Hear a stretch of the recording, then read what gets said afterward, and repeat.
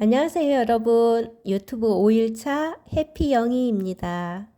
오늘은 제가 7년 전에 읽었던 하수연 작가의 갖다 버리고 싶어도 내 인생에 대해서 이야기하려고 합니다.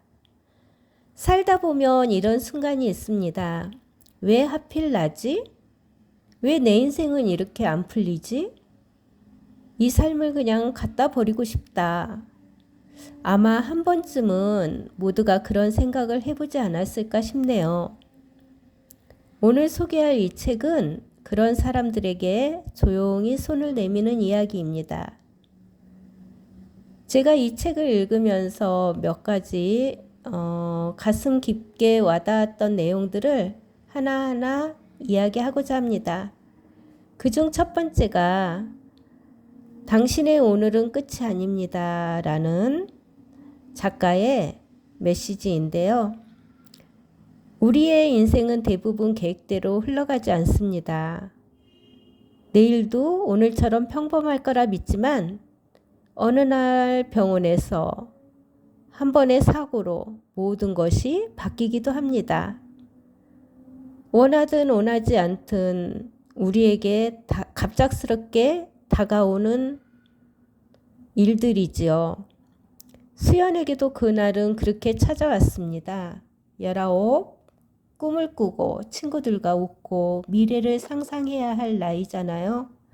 하지만 그녀는 병실에서 삶과 죽음의 경계를 마저 합니다. 골수이식, 누군가는 평생 들어보지도 못할 단어가 그녀에게는 일상이 되어버립니다.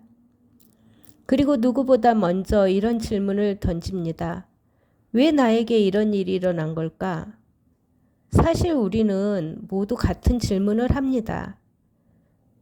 갑작스러운 병을 만나도, 실패를 당해도, 사랑이 끝나도, 가족을 잃어도 왜 나에게만 이런 일이 일어나지? 하며 질문을 합니다. 그러나 인생은 그 질문에 쉽게 답하지 않습니다. 두 번째는 외면한다고 사라지는 것은 없다인데요. 사람은 힘든 일을 만나면 도망치고 싶어집니다. 아무 일도 아닌 척, 괜찮은 척, 잊어버리려 애씁니다. 하지만 작가는 말합니다. 외면한 상처는 없어지는 게 아니라 더 깊어만 간다고요. 직면하지 않으면 해결되지 않는다는 사실.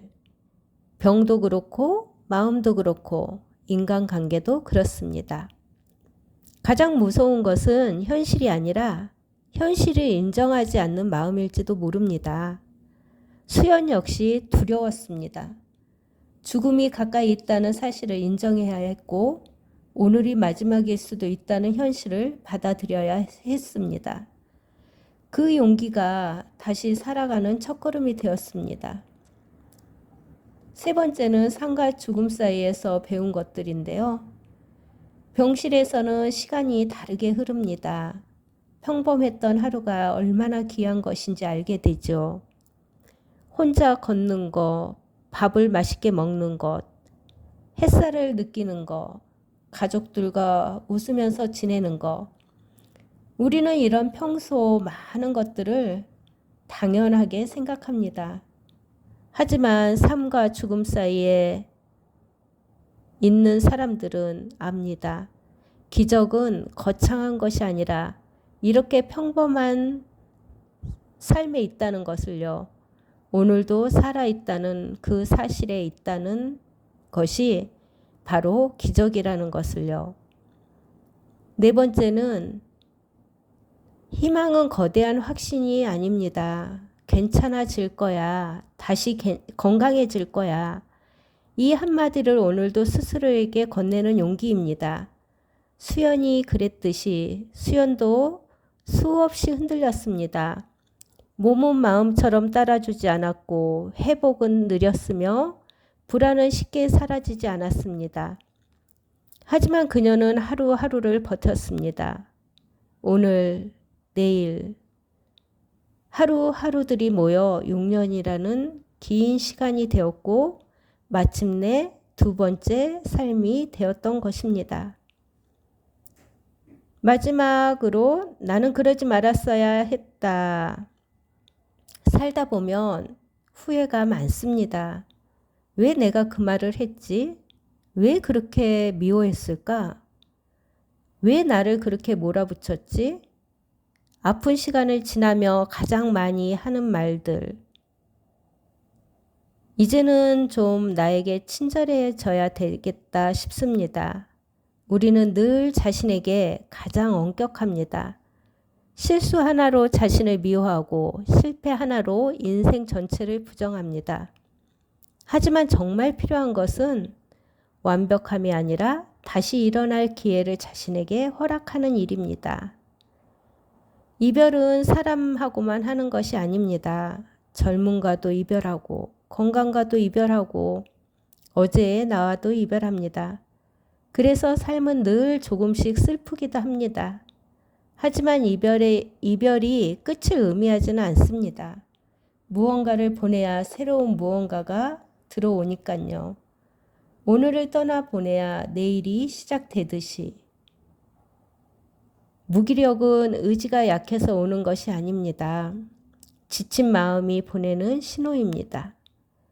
그럴 때는 거창한 목표보다 오늘 한번 웃기, 창문을 열고 시원한 공기 마시기, 산책하기, 밥 한 끼 잘 먹기, 누군가에게 안부 전화하기, 이렇게 작은 행동들이 다시 살아갈 힘이 되니까 작은 일부터 하나하나 하다 보면 우리는 무기력에서 탈출하게 됩니다. 수연도 그렇게 하루하루를 이어갔습니다. 포기하지 않고 천천히, 아주 천천히. 저는 이 책을 읽으며 마음도 많이 아팠지만 누구보다 살아갈 용기를 낸 수연에게 박수를 보내지 않을 수 없었습니다. 책의 마지막 장을 덮으며 이런 생각이 들더군요. 인생은 버리는 것이 아니라 끝까지 살아내는 것이라고요. 지금 병원에서 치료를 받고 있는 한우분들께 꼭 말씀드리고 싶습니다. 당신은 지금 누구보다 치열하게 잘 살아가고 있습니다.